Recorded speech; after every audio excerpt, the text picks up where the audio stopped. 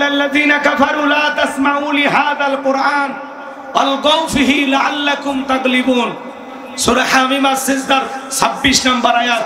১৫০০ বছর আগে আল্লাহ বলেছেন কাফেরদের স্লোগান হলো কোরআন শ্রবণ করো না। যারাই বলবে কোরআনের মাহফিল দিও না, কোরআন শোনো না, কোরআনের মাহফিল করা যাবে না, বুঝে নেবেন ওরা আবু জেহেলের অনুসারী। কারণ ওরা বোঝে কোরআন চালু হয়ে গেলে বোতল খাওয়া হবে না। ওরা বোঝে আল্লাহর এই জমিনে আল্লাহর দ্বীন প্রতিষ্ঠিত করা হয়ে গেলে চাঁদাবাজি, টেন্ডারবাজি, পেট নীতির রাজনীতি থাকবে না। কথা বলে ঠিক কিনা? এজন্য ওরা চায় এই জমিনে কোরআন চালু না হোক। এই জন্য মুসলমান দাবি করার পরে বলে ইসলামের সাথে রাজনীতির কোনো সম্পর্ক নাই। যে বলবে কোরআনের রাজনীতি নাই ওটা টাটকা মুনাফিক। কথা বলে ঠিক কিনা? অনেকে বলে হুজুরেরা ধর্ম ব্যবসায়ী, ধর্মের নামে রাজনীতি করে। নির্বাচনের আগে টুপি কিনে সমাবেশে হাজির হয় যারা, এরা হলো ধর্ম ব্যবসায়ী। আমরা 12 মাস টুপি পরি, এই কথা কেন? এই জন্য মুখে লাগাম দিয়ে কথা বলবেন, ভুল ভাল কথা বলবেন না। উল্টা পাল্টা কথা বলার দিন শেষ। পাবলিক আর ওগুলো খায় না। মানুষ চালাক হয়ে গেছে। এখন 2025 সালে আমরা আসি। ধর্মের সাথে রাজনীতির কোনো সম্পর্ক নেই না। এ কথা বল না। আপনার কি মনে হয় এত বড় একটা বিষয় আল্লাহ বাদ দিয়ে কোরআন নাজিল করছে? হ্যাঁ, তিবিয়ান লিকুল্লি শাই, মানব জীবন পরিচালনা করার জন্য রান্নাঘর থেকে পার্লামেন্ট পর্যন্ত যা যা প্রয়োজন সব দিয়েছেন কে? খুঁজে পান না? তাহলে বিশ্বনবী মদিনা 10 বছর কি দিয়ে চালাইছে? হযরত আবু বকর কি দিয়ে চালাইছে? হযরত ওমর কি দিয়ে চালাইছে? ওসমান আলী কি দিয়ে চালাইছে? হযরতে মুয়াবিয়া কি দিয়ে চালাইছে? গাঁজাখুরি গল্প করেন না। চোর যদি চুরি করে চোরের ডান হাত কেটে দাও, এই হুকুম নাই? আইন নাই? জিনা করলে তার শাস্তি কি নাই? খালি কি মনে করছেন জমির ভাগ বাটোয়ারা বন্টন কিভাবে করতে হবে এটাই লেখা আছে, বিবাহের দেন মোহর এটাই লেখা আছে, সমাজ রাষ্ট্র কিভাবে পরিচালনা করা লাগবে, অর্থনীতি, সমাজনীতি, রাজনীতি, পররাষ্ট্রনীতি, এগুলো কোরআনে নাই? আপনি খুঁজে পান না। গাঁজাখুরি গল্প পাবলিককে শুনেন না, ভালো হয়ে যান। কথা কয় না কে? মুখে লাগাম দিয়ে কথা বলবেন। এটা বলতে পারেন যে আমরা ধর্মের নামে আমরা রাজনীতি করি না। যারা করে আলহামদুলিল্লাহ, আমরা করতে পারি না। আপনি এমন দল করেন, এমন নেতা করেন, এমন নেতার সাথে ওরা বসা করেন যেই নেতা নামাজ পড়ে না, মুখে দাড়ি রাখে না, আল্লাহর ভয় নাই। কথা কর। আল্লাহু আকবারের স্লোগান নাই, নেতার নামে স্লোগান। স্লোগান কার নামে? ওরাব্বাকা ফাকাব্বির, তাকবীর হবে রবের নামে, স্লোগান হবে রবের নামে। যেই জমিনে আল্লাহর শ্রেষ্ঠত্ব বরত্ব ঘোষণা করা হবে ওই জমিনে শয়তানি শক্তি টিকতে পারবে না। সবকিছু দেখা শেষ, আগামীতে কোরআনের বাংলাদেশ। আল্লাহর এই জমিনে আল্লাহর দ্বীনের বিজয় কারা কারা চান হাত তুলে দেখা। লিল্লাহি তাকবীর। আশা করতে দোষ আছে? আশা কর, বাকিটা ফয়সালা আল্লাহ করবে। কি আলোচনা চলবে না? দোয়া করবো। খালি শুরু করি, অপেক্ষা করেন। এই জন্য মুনাফিক হইতে সাবধান। আপনারা আশেপাশে ঘাপটি মেরে থাকবে, মুখে ইসলামের শান্তির ধর্ম বলতে বলতে ফেনা তুলে ফেলে দিবে, কিন্তু কোথায় ইসলামকে প্রতিষ্ঠিত করলে শান্তি পাওয়া যাবে সেইটা বলে না। এই কথা বলে না। এক দোকানের কর্মচারী নাম ছিল ইসলাম, ওই দোকানের মালিক তার মেয়ের নাম ছিল শান্তি। এই দোকানের কর্মচারী সুযোগ পেয়ে শান্তির সাথে প্রেম জমাইছে। কি জমাইছে? প্রেম জমাইছে। এইবার দোকানদার টের ভাইয়া বলে, তুই 2 টাকার কর্মচারী হইয়া আমার মেয়ের সাথে প্রেম করিস? আকাশের সূর্য হাতে আনা যেরকম অসম্ভব, চন্দ্র সূর্য যেরকম এক জায়গায় হতে পারে না, পানিতে তেলেতে যেমন মিশতে পারে না, তোর মতো 2 টাকার কর্মচারীর সাথে আমার মেয়ের সম্পর্ক আমি মেনে নিতে পারি না। দূর হয়ে যা, আজ থেকে তোর চাকরি নাই। ছেলেটা রাগ করে চলে গেছে যশোর বাস স্ট্যান্ডে। যায় শান্তির কাছে ফোন, হ্যালো শান্তি, তুমি আমাকে কতটুকু ভালোবাসো আজ তার প্রমাণ দিতে হবে। কি হয়েছে? বলে তোমাকে ভালোবাসার অপরাধে তোমার বাপ আমাকে দোকান থেকে বের করে দিয়েছে। তুমি যদি সত্যি ইসলামকে ভালোবাসো তাহলে যশোর বাস স্ট্যান্ডে চলে আসো, আমি তোমাকে নিয়ে সুখের ঘর বাঁধতে চাই। এইবার শান্তির টান টোকলা বান্ধিয়া গাট্টি গুটি গোছাইয়া চলে গেছে ইসলামের কাছে। সন্ধ্যাবেলায় দোকানদার এখানে খোঁজে ইসলাম, এদিকে খেয়াল করেন, ঘরে খোঁজে শান্তি নাই, বাইরে খোঁজে শান্তি নাই, আশেপাশে আত্মীয় স্বজন সবার বাড়ি খোঁজা শেষ, কিন্তু শান্তির খবর নাই। কথা কয় নাকি? এইবার দোকানদার টেনশন আর চিন্তায় কপালে হাত।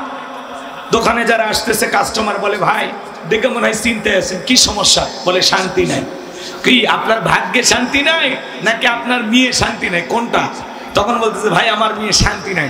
তখন বলতেছে, ওরে দোকানদার বোকা, তোর দোকানের কর্মচারী ইসলাম তোরে দিয়েছে ধোকা। তুমি কি জানো না যেখানে ইসলাম থাকে না সেখানে শান্তি থাকতে পারে না? কথা বলে ঠিক কিনা? এই জন্য ইসলাম নামের কাজটাকে যদি আমরা পার্লামেন্টে প্রতিষ্ঠিত করতে পারি, ইসলামকে যদি আমরা আল্লাহর এই জমিনে বাস্তবায়ন করতে পারি, ইসলাম নামের কাজটাকে যদি জায়গা মতো রোপণ করতে পারি, ইসলামের শান্তির সুবাতাস পুরো বাংলাদেশের 56,000 বর্গ মাইল জুড়ে ছড়িয়ে পড়বে। কথা বলে ঠিক কিনা? যতদিন পর্যন্ত ইসলামকে জায়গা মতো প্রতিষ্ঠিত না করতে পারবেন, শান্তি পাবেন না। কথা কয় নাকি? রাগ করেন? আপনি খালি মুখে বলেন ইসলাম শান্তির ধর্ম, কিন্তু কোথায় ইসলামকে প্রতিষ্ঠিত করলে শান্তি পাওয়া যাবে বোঝেন না। কথা কয় নাকি? এই শান্তির জায়গায় কই বলেন তো? বেটা আসো, এই যে একটাই বেটা আসল বসে আছে, আর আপনারা তো ভয় পাচ্ছেন। ইসলামের আলো সারা জীবন ঘরে জ্বালাবেন, দাদা জ্বালাছে, বাবাই জ্বালাইছে, ওরা জ্বালাইতে পারেনি ঠিক মতো, আমরাই কোরআন পড়তে পারিনি। আপনার পরিবারের 6 জন সদস্য কয়জন কোরআন পড়তে পারে? এই জন্য ঘরে জ্বালাইলে হবে না। এখন চলেন তো একবার ডাইরেক্ট জ্বালাই জায়গা মতো। আল কোরআনের আলো সংসদে জালো, আল কোরআনের আলো, এই স্লোগান নিয়ে দিন রাত ঘুমাবেন। কথা ক্লিয়ার না ভেজাল আছে? আমাদের স্বপ্ন একটাই, আল্লাহর এই জমিনে আমরা দিন প্রতিষ্ঠিত করতে চাই। আল্লাহ যেন কবুল করেন। সকলে বলুন আমিন। সূরার নাম সূরাল মুমিনুন, মনে থাকবে তো ইনশাআল্লাহ? জবান ছেড়ে সবাই তেলাওয়াত করুন। আমার আল্লাহ রাব্বুল আলামিন বলেন, ক্বাদ ফালাহাল মুমিনুন। যে কোনো সূরা বা আয়াতের তাফসীর করতে হলে কোন প্রেক্ষাপটে কোন সময় আল্লাহ তাআলা সেই সূরাটি বা আয়াতটি নাজিল করেছেন, সেই নাজিলের প্রেক্ষাপট জানা দরকার আছে না? আরবিতে বলা হয় শানে নজুল। যদি শানে নজুল আলোচনা করা হয় তাহলে তাফসীর বুঝতে সহজ হয়। তাহলে সূরা আল মুমিনুন বিশ্বনবীর উপরে আল্লাহ তাআলা কোন প্রেক্ষাপটে কোন সময় নাজিল করেছেন, আমি কি একটু নাজিলের সময়কালটা তুলে ধরবো? আপনারা শুনবেন? সত্যি শুনবেন? তাহলে একটা তাকবীর দেন, লিল্লাহি তাকবীর। সম্মানিত ভাইয়েরা আমার, বিশ্বনবীর প্রিয় সাহাবী হযরত ওমর ফারুক রাদিয়াল্লাহু তাআলা বলেন, আমি মৌমাছির গুনগুন আওয়াজ শুনলাম, ডানে তাকায় মৌমাছি নাই, বামে তাকায় মৌমাছি নাই। বিশ্বনবীর চেহারা মোবারকের দিকে তাকায় দেখি নবীজি ফিসফিস করে কি যেন তিলাওয়াত করতেছেন। হযরত ওমর ফারুক দেখে বলেন, আমার বোঝার বাকি রইল না, আসমান থেকে নবীজির উপরে কোরআনুল কারীম নাজিল হচ্ছে, আর বিশ্বনবী কোরআনুল কারীম রিসিভ করতে ব্যস্ত। বলুন সুবহানাল্লাহ। মৌমাছির গুনগুন আওয়াজ হলে কোরআনুল কারীম নাজিল হয়, দপ্তরি ছুটির ঘন্টায় বারে বারে টনটন আওয়াজ হলে কোরআনুল কারীম নাজিল হয়। নবীজি যখন ঘোড়ার উপরে থাকতেন ওই সময় যদি কোরআনুল কারীম নাজিল হইতো, ওই গিরি ভারে ঘোড়ার পা গুলো বালুর ভিতরে ডেবে যেত। বলেন আল্লাহু আকবার। তাহলে কোরআনুল কারীমের একটা আলাদা ওয়েট, আলাদা একটা ওজন আছে না নাই? দীর্ঘ 23টি বছরে নবীজির উপরে কোরআনুল কারীম নাজিল হয়েছে। এই কোরআনের সম্মান মর্যাদার কথা আমরা অনেকে বুঝি না। 50-60 বছর বয়স হয়ে গেছে, আল্লাহর কোরআনটা কোনোদিন খুলেও দেখিনি, এরকম কপাল পোড়া মুসলমান আছে না নাই?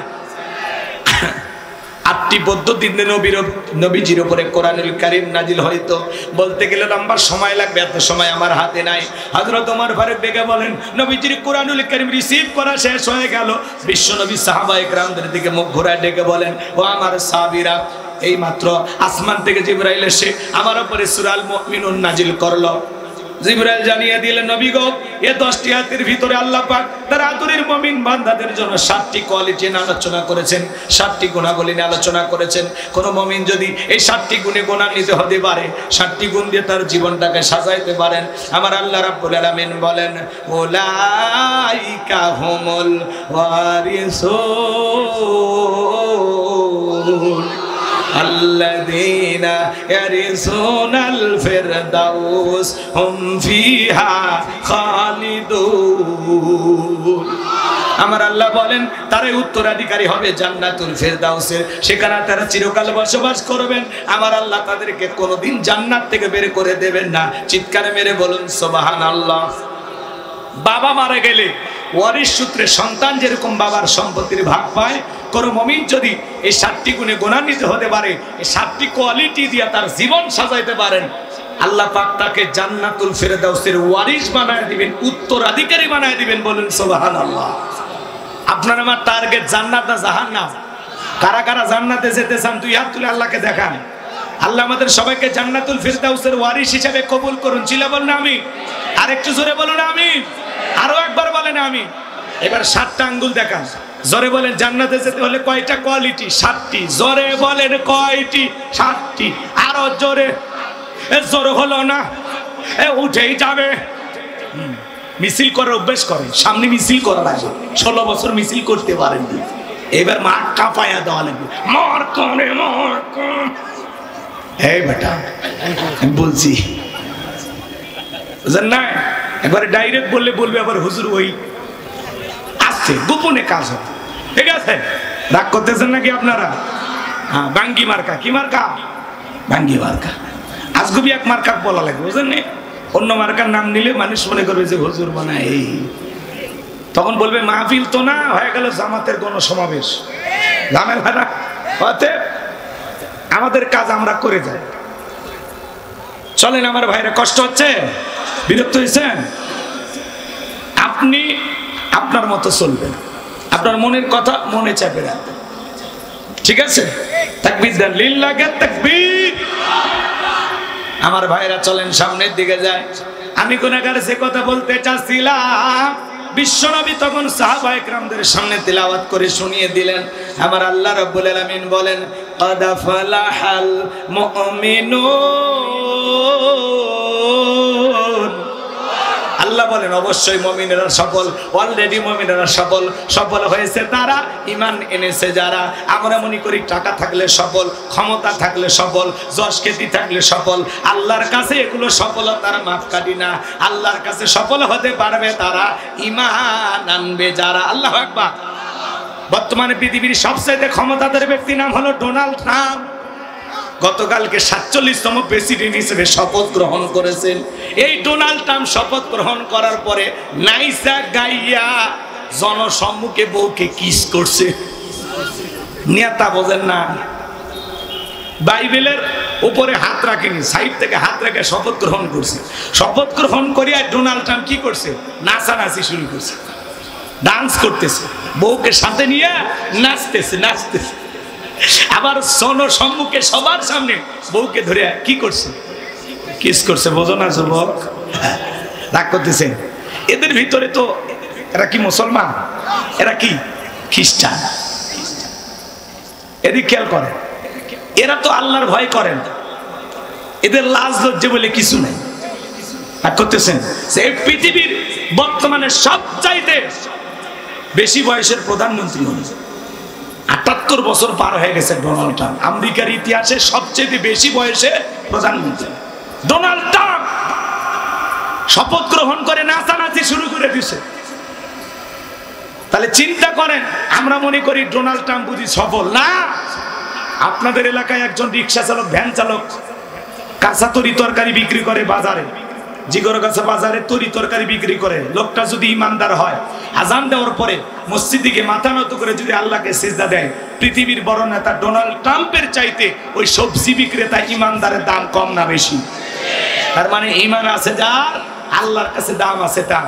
বেঈমানেরা ক্ষমতার দিক দিয়ে দুনিয়াতে সফল হতে পারে, মরার পরে সবগুলো বেঈমানকে পিটাইয়া জাহান্নামে দিবেন তিনি কে? জোরে বলেন কে? মনে রাখবেন, ইমানদাররা দুনিয়াতেও সফল, আখিরাতেও সফল। আল্লাহু আকবার। আর বেঈমানেরা ওরা দুনিয়াতে সফল হতে পারে, এজন্য ক্ষমতার দাম্ভিকতা অহংকারে ওরা বড় বড় কথা বলতে পারে। সব ক্ষমতাধর যারা এই দুনিয়াতে জুলুম করবে, অত্যাচার করবে, মুসলমানের রক্ত নিয়ে খেলা করবে, সেই সমস্ত জালেম বেঈমানদের পরিণতি ভয়ঙ্কর হবে। ক্ষমতা পাইলে দাম্ভিকতা করতে নাই। এদেশেও যারা ছিল বড় বড় কথা বলতো, পালাবো না হারাবো না, সেই পালিয়েই গেছে, নিজের কথা নিজে রাখতে পারেনি। কথা বলেন? আমরা বারবার বললাম ম্যাডাম পদত্যাগ করেন, আল্লাহ বলি কিসের পদত্যাগ? এরা যে অন্যায় অপরাধ করেছে শুধু পদত্যাগ না, আমি আল্লাহ এদেরকে দেশ ত্যাগ করতে বাধ্য করব। কথা বলেন ঠিক কিনা? ইন্না বাতশা রাব্বিকা লাশাদীদ, আল্লাহর পাকড়াও বড় কঠিন। আল্লাহ ধরে ধরে না, যেদিন ধরবে মামুবাড়ি দিল্লি গিয়ে পড়বে। কথা বলে ঠিক কিনা? চলে গেছে আমাদের ছেলে মমতাময়ী প্রধানমন্ত্রী বলা হতো, কোটি কোটি অনুসারী ছিল, ভক্ত ছিল, সব ছেড়ে একাই চলে গেছে। কথা বলেন না কেন? একটা দলের প্রধানমন্ত্রী থেকে শুরু করে এমপি, মন্ত্রী, আগায়ক, শিক্ষক বলেন আর মসজিদের হুজুর বলেন, এমনকি ইউনিয়ন পর্যায়ের নেতা কর্মী পর্যন্ত পালিয়ে গেছে। কথা কন, এরকম পতন পৃথিবীর ইতিহাসে কারো ঘটেনি। আপনি কেন চলে গেলেন? আপনি যদি পদত্যাগ করে জেলেও চাইতেন, আপনার নেতা কর্মী আপনার জন্য দোয়া করতো। 5-7 বছর পরে জেলখানা থেকে বের করে ফুলের মালা দিয়ে স্বাগতম জানাইতো। এভাবে পালিয়ে যাবেন এটা কথা ছিল না। আপনি পালিয়ে যাওয়াতে এই দেশের মানুষের অনেক ক্ষতি হয়েছে, অনেক ক্ষতি। কথা কয় না? রাগ করেন? আমাদের চাচাকে বলেন সৈরাচা ঈশ্বর, হ্যাঁ ঈশ্বর চাচা ক্ষমতা থেকে পদত্যাগ করে জেলে গেছে, দেশ ছাড়েনি। বাপের বেটা দেশ নেত্রী বেগম খালেদা জিয়া অসুস্থ হয়ে দেশে পড়েছিলেন, জেলখানায় বন্দী হয়েছিলেন, তারপরে দেশ ছাড়েনি। বাপের বেটি কি রাজকীয় সম্মানে কাতার আমির বিমান দিছে, ওই বিমানে চড়ে। কথা কয় না কেন? ভাগ্য কারে বলে দেখেন, কেউ যায় রাজকীয় সম্মানে বিদেশে চিকিৎসা নেওয়ার জন্য, আর কেউ যায় হেলিকপ্টারে পালি। এগুলো কার খেলা? বলেন এগুলো কার খেলা? আমার মাঝে মাঝে ওনার কল রেকর্ড ফাঁস হয়, বলে আমি দেশের খুব কাছে এসে শর্ট করে ঢুকবেনই যদি বের হলেন কেন? এভাবে চলে যাওয়ার কথা ছিল না। আর আপনি মেয়ে মানুষ কতদিন বাইরে থাকবেন? আসেন এই দেশে, আসেন এই দেশে আপনার বাবার, এই দেশে আপনার স্বামীর। কথা বলেন ঠিক কিনা? আমাদের মায়া দয়া না, আপনি আসেন। বুবু আইবা তুমি আইবা গো, সেই দিন আইসা বুবু ক্ষমতা পাইবা না। ও বুবু আইবা তুমি আইবা গো, সেই দিন আইসা বুবু ক্ষমতা পাইবা না। খোঁজনাই বুবু কাদের কাকার, অবস্থা খারাপ দরবেশ বাবার, হাও নাঙ্কেল এখন সামনে আসে না। নেহাতা করবি সব জেলের ভিতর, আমি আসি ডরের ওপর, কখন জানি আসে গ্রেপ্তারি পরোয়ানা। বুবু আইবা তুমি আইবা গো, সেই দিন আইসা বুবু চিয়ার পাইবা না। ক্ষমতার চেয়ার থেকে নামা সহজ, কিন্তু ওই চেয়ারে ওটা কঠিন। আর আমরা আগামীতে সিদ্ধান্ত নেব, আর যাই হোক কোন নারীকে এই দেশের প্রধানমন্ত্রী বানাবো না। আগামীতে পুরুষ হবে আমাদের প্রধানমন্ত্রী। কারা কারা আছেন হাত তুলে দেখা। লিল্লাহি তাকবীর। যারা হাত তুলিনি ওরা নারীকেই চান।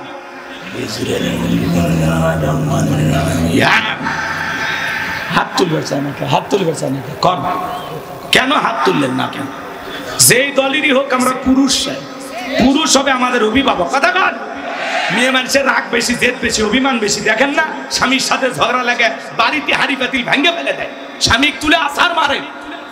16 বছর লাগছে সিয়ার ছাড়তে। এই জন্য খবরদার, আগামীতে আর যাই হোক পুরুষ দরকার। পুরুষ কি দরকার? কি রাজি আছেন? এটা যেন মাথার থাকে। চলেন সামনের দিকে যাই। আমার ভাইরা মন খারাপ করবেন না, কষ্ট মনের মধ্যে নেবেন না। আল্লাহ বলেন কদ আফলাহাল মুমিনুন, অবশ্যই মুমিনেরা সফল। এই জন্য ক্ষমতা পাইলে সফল হওয়া যাবে না, টাকা থাকলে সফল হওয়া যাবে না, যশ খ্যাতি থাকলে সফল হওয়া যাবে না। আল্লাহর কাছে সফল হতে পারবে তারা ঈমান আনবে যারা। আল্লাহু আকবার। আপনার চেহারা কালো হোক, ফর্সা হোক, লম্বা হন, খাটো হন, ধনী হন, গরিব হন, তাতে কোনো সমস্যা নাই। আপনার ভিতরে ঈমান আছে, আল্লাহর কাছে আপনার দাম আছে। আল্লাহর কাছে যদি দামি হতে পারি, এই জীবনে আর কিছু চাওয়ার আছে? তাহলে আমি বলবো সফল হয়েছে কারা? আপনারা বলবেন ঈমান এনেছে যারা। বলতে পারবেন না? বলেন সফল হয়েছে কারা? আলহামদুলিল্লাহ। এই ঈমান নামের পাসপোর্ট ছাড়া জান্নাতের ভিসা লাগবে না। কথা কয় না? জান্নাতে যেতে হলে ঈমান আনা লাগবেই। কথা কয় না গো? ঈমান নামের মহাদৌলত, ঈমান নামের পাসপোর্ট যারা আছে, জান্নাতের ভিসা লাগবেই। সুবহানাল্লাহ। শোনেন, এইবার ঈমান আনার পরে মুমিন জীবনের সবচাইতে গুরুত্বপূর্ণ ইবাদতের নাম কি জানেন? একজন অমুসলিম জোহরের নামাজের পূর্বে কালেমা পড়ে মুসলমান হয়েছে, ওই ব্যক্তির উপরে জোহরের সালাত আদায় করা কি ফরজ? জোরে বলেন কি? তো মুমিন জীবনের সবচাইতে গুরুত্বপূর্ণ ইবাদতের নাম হলো সালাত। আল্লাহ যখন মুমিন বান্দাদের 7টি কোয়ালিটি নিয়ে 7টি গুণাবলী নিয়ে আলোচনা করলেন, আল্লাহ তাআলা 1 নাম্বার সালাত দিয়ে শুরু করেছেন। সুবহানাল্লাহ বল। কথা আমার না, কথা কার? জোরে বলেন। বাসিওয়ালা কে? আল্লাহ। আমি খালি সুর তুলতেছি, আল্লাহ 1500 বছর আগের কথাগুলো আমি অ্যাডভাইস করে খালি বলতেছি। কথা কি বুঝতে পারতেছেন? আল্লাহ রাব্বুল আলামিন বলেন শুরু হয়ে গেল 1 নাম্বার। যুবক যারা আছে নিরাশ হয় না, 4 নাম্বার গুণাবলীতে যুবকদের ওয়াজ আছে, ওদেরকে সাইজ করার দরকার আছে না? না। যে যুবক ভাইয়েরা মন খারাপ কইরো না, তোমরাও যুবক আমিও যুবক, তোমাদের মনের দুঃখটাকে আমি বুঝি। তোমাদের জন্য স্পেশাল আলোচনা মাথার মেমোরিতে সেভ করা আছে, সময় মতো ডাউনলোড দিয়ে শোনায় দেয়। তাকবীর দেন, লিল্লাহি তাকবীর। মুমিন বান্দার 1 নাম্বার গুণাবলী আল্লাযীনা হুম ফি সালাতিহিম খাশিউন। মুমিন বান্দার 1 নাম্বার গুণাবলী যারা নিজেদের সালাত বিনয়ের সহিত নম্রতার সহিত আল্লাহর ভয় নিয়ে আদায় করে। আপনি আমি যখন সালাত আদায় করব অন্তরে ভয় থাকতে হবে কার? ইয়া আইয়ুহাল্লাযীনা আমানুত্তাকুল্লাহ, হে ঈমানদারগণ আমি আল্লাহকে ভয় করো, হাক্কা তুকাতিহি, ভয় করার মতো ভয় করো। এই আয়াতের ব্যাখ্যায় তাফসীরকাররা লিখেছেন অন্তরের ভিতরে সুচিন্তা, দুশ্চিন্তা, বিবির কথা, সংসারের কথা, ব্যবসা বাণিজ্যের কথা, দুনিয়াবি কোনো চিন্তা ভাবনা মনের মধ্যে রাখা যাবে না। টেনশন মুক্ত হৃদয় নিয়ে আল্লাহ তাআলাকে সিজদা দেওয়ার জন্য নামাজের ভিতরে দাঁড়ানোর দরকার আছে না? না। এজন্য আল্লাহ বলেন আল্লাযীনা হুম ফি সালাতিহিম খাশিউন, যারা নিজেদের সালাত বিনয়ের সহিত নম্রতার সহিত আল্লাহর ভয় নিয়ে আদায় করে। কিভাবে সালাত আদায় করবেন? আম্মা জান আয়েশা থেকে বলেন নবীজি নামাজের ভিতরে তো লম্বা সময় ধরে দাঁড়িয়ে থাকতো, মাঝে মাঝে তাকায় দেখতাম নবীর পা মোবারক ফুলে উঠেছে। আম্মা জান আয়েশা থেকে বলেন নবীজি নামাজের ভিতরে এত লম্বা সময় রুকু করতেন, সিজদা করতেন, মাঝে মাঝে মনে হয় নবীজি আর কোনোদিন সিজদা থেকে মাথা ওঠাবেন না। আপনার আমার নবী লম্বা সময় সিজদা দিতেন, লম্বা সময় রুকুতে থাকতেন, সব সময় এদিকে খেয়াল করেন, সবচাইতে লম্বা সময় নামাজে দাঁড়িয়ে থাকতেন মুহাম্মদ রাসূলুল্লাহ সাল্লাল্লাহু আলাইহি ওয়াসাল্লাম। সাহাবা ইকরাম কিভাবে সালাত আদায় করতেন? মরুভূমিতে নবীর সাহাবীরা যখন নামাজে দাঁড়িয়ে যেতেন, ওই মরুভূমির পাখিগুলো খেজুর গাছ মনে করে সাহাবীদের কাঁধের উপরে, মাথার উপরে বসে থাকতো। নবীর সাহাবীরা সালাতে এত মনোযোগ, কাঁধে পাখি পড়ে থাকে, তারপরেও টের পাইতো না। চিৎকার মেরে বলুন সুবহানাল্লাহ।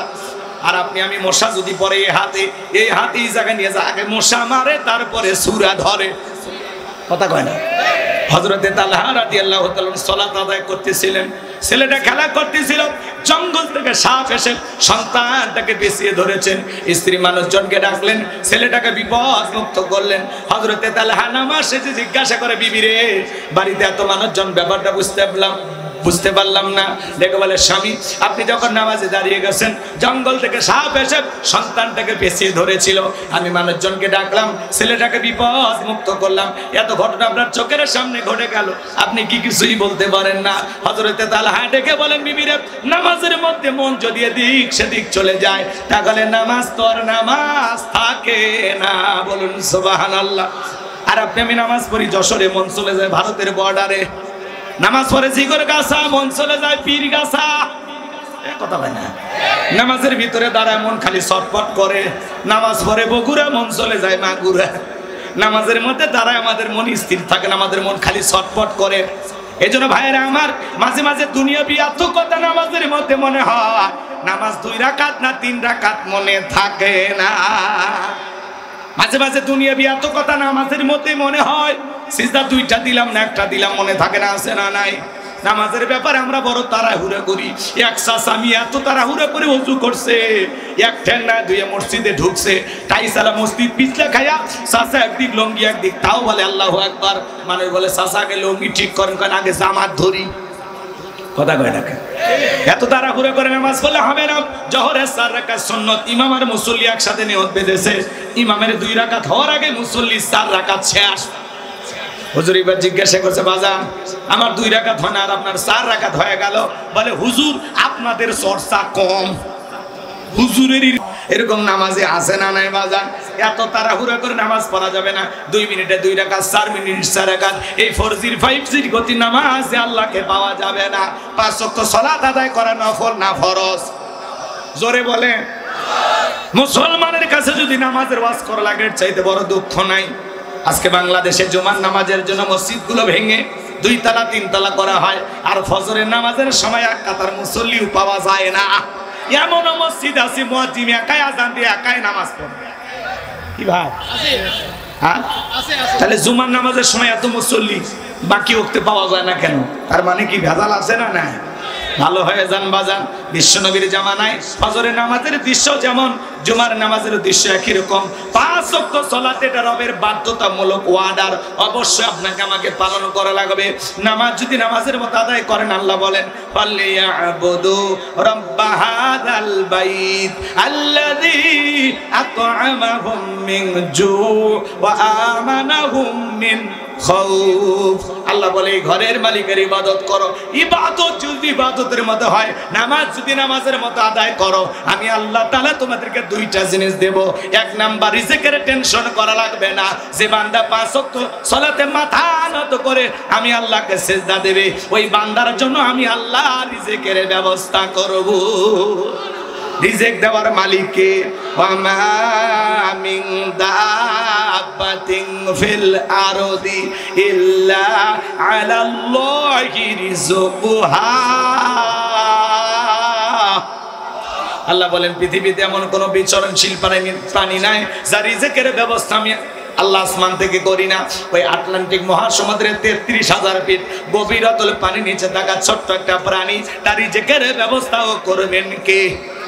1 নাম্বার আল্লাহ বলে তোদেরকে রিজিক দেব, আর 2 নাম্বার সকল ভয় থেকে আমি আল্লাহ নিরাপত্তা দেব। এখন মানুষের জীবনে ভয় আছে না নাই? মেয়েটা কলেজে গেল, একা একা ফিরবে নাকি জামাই সাথী নিয়ে ফিরবে, ভয় আছে না নাই? মেয়েটা স্কুলে গেল, ভালোভাবে ফিরবে নাকি কারো লালসার শিকার হবে, ভয় আছে না নাই?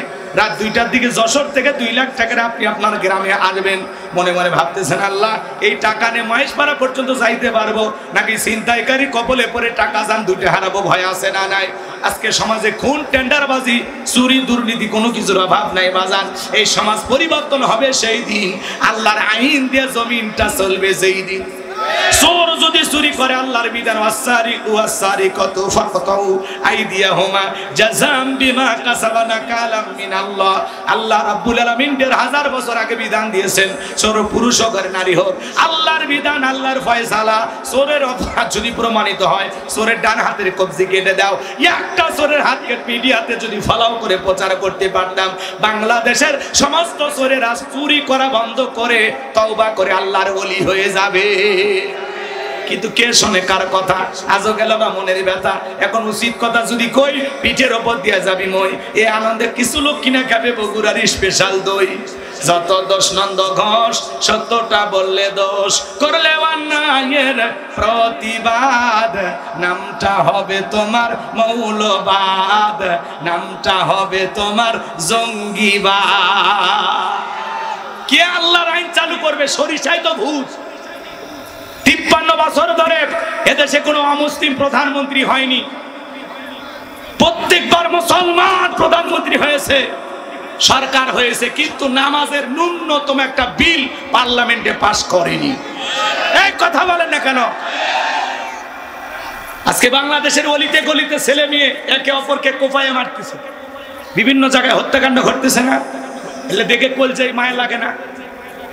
ব্যাংকে পর্যন্ত ঢুকে ডাকাতি হয়। আপনারা এই সমস্ত নিয়ন্ত্রণ করতে পারতেছেন না, একটু আল্লাহ 2-1টা আইন চালু করেন না ভাই। হ্যাঁ, সিসি ক্যামেরা লাগায়ও চুরি বন্ধ হচ্ছে না। চোর এসে সিসি ক্যামেরা শুদ্ধে চুরি করে, সিসি ক্যামেরাও খুলে নিয়ে যায়, যেটার মধ্যে রেকর্ড হয়েছে নিয়ে যায়। চোরও বোঝে তো, কথা কয় না। সিসি ক্যামেরা লাগবে না তো বাহিনীও লাগবে না, খালি আল্লাহর আইন খালি টেস্ট করেন, টেস্ট। এগুলো সরকার অনেকে তো পারেনি, আপনি নতুন আসছেন, কিছুদিন থাকবেন, একটু টেস্ট করেন। কথা কয় না কে? খালি টেস্ট করেন, কথা কয়। দরকার আছে না নাই? জমিন যার আইন চলবে, আলালাহুল খলকু ওয়াল আম, সৃষ্টি যার আইন চলবে তার। কথা কয় ঠিক কি না? আল্লাহ এই জমিনে তার বিধানকে চালু করে দেন। একটু চিল্লায় বলেন আমিন। লম্বা করার সুযোগ হবে না আমার ভাইয়েরা। তাহলে নামাজ যদি নামাজের মতো আদায় করতে পারেন, সবাই যদি 5 ওয়াক্ত নামাজি হয়ে যায়, যে বান্দা 5 ওয়াক্ত সালাতে মাথা নত করে আল্লাহকে সিজদা দেবে, ওই বান্দা চুরি করতে পারবে না, বাঁকা চোখে কোনো নারীর দিকেও তাকাইতে পারবে। ভালো করে বোঝার চেষ্টা করবেন। তাহলে আল্লাহ রাব্বুল আলামিন বলেন, আল্লাযীনা হুম ফি সলাতিহিম খাশিউন, যারা নিজেদের সালাত বিনয়ের সহিত নম্রতার সহিত আল্লাহর ভয় নিয়ে আদায় করে। 5 ওয়াক্ত সালাত আদায় করা লাগবে, পাশাপাশি রাতের 1টা 2টা 3টার দিকে ওইটা বিবির ভালোবাসা ত্যাগ করে, আরামের বিছানা ত্যাগ করে, ঠান্ডা পানি দিয়া ওযু বানায়া নিরালায় নিবৃত্তিতে তাহাজ্জুদের জায়নামাজে দাঁড়িয়ে যাবে যারা, আল্লাহর প্রিয় গোলাম হতে পারবে তারা। যারা তাহাজ্জুদের সালাত আদায় করে আল্লাহ তাদের মর্যাদা বৃদ্ধি করে দেন। সুবহানাল্লাহ। তাহাজ্জুদের জায়নামাজে ফিসফিস করে আপনি যা বলেন, আপনার ফিসফিস আওয়াজ আল্লাহর আরশে আজিম পর্যন্ত পৌঁছে যায়। এজন্য আল্লাহ বলেন, ওয়াল্লাযীনা ইয়াবিতুনা লিরাব্বিহিম সুজদান ওয়া কিয়ামা, যারা রাত্রি জাগরণ করে আমি আল্লাহকে সিজদা দেয়, আমি আল্লাহর জন্য দণ্ডায়মান হয়ে যায়। তাহলে গভীর নিশিতে যারা তাহাজ্জুদের সালাত আদায় করে, জায়নামাজে আল্লাহর সাথে প্রেম করে, সিজদার মাধ্যমে রুকুর মাধ্যমে যারা গভীর নিশিতে আল্লাহর সাথে প্রেম করে, এদের জীবনের সফলতা কোনো ব্যর্থতা নাই। এরা চাইতে দেরি, আল্লাহ ওদেরকে দিতে দেরি করবে না। বলুন আল্লাহু আকবার। যুবকেরাও রাত্রি জাগরণ করে, তবে তাহাজ্জুদ পড়ে না, ইউটিউব ইন্টারনেট ঘাটাঘাটি করে, ইমো মেসেঞ্জারে বান্ধবীর সাথে সেটিং কইরা সারা রাত করে মোবাইলে আড্ডা দেয়। ফজরের আজান হয় যখন, ওই হাইব্রিড যুবক ঘুমাইতে যায় তখন নামাজও পড়ে না। যুবক রে, এই ঘুম ভাঙলে সকাল, না ভাঙলে পরকাল। কতক্ষণ কেমন করে ঘুমাও তুমি ওরে যশোরের যুবক, কেমন করে ঘুমাও তুমি ফজর করে কাজা, এমন তো হতে পারে ও তোমার জোহরে জানাজা। কথা বলে ঠিক না? এমন তো হতে পারে ও তোমার জোহরে জানাজা। এ যুবক, আল্লাহকে ভয় করো, 5 ওয়াক্ত সালাত মসজিদে গিয়ে আল্লাহর ভয়ে। শোনেন, এদিকে খেয়াল করুন, ফাঁসির আসামিকে যদি বলা হয় রাত 10টা বাজে 12টায় তোমার ফাঁসি, ওই লোকটা যেরকম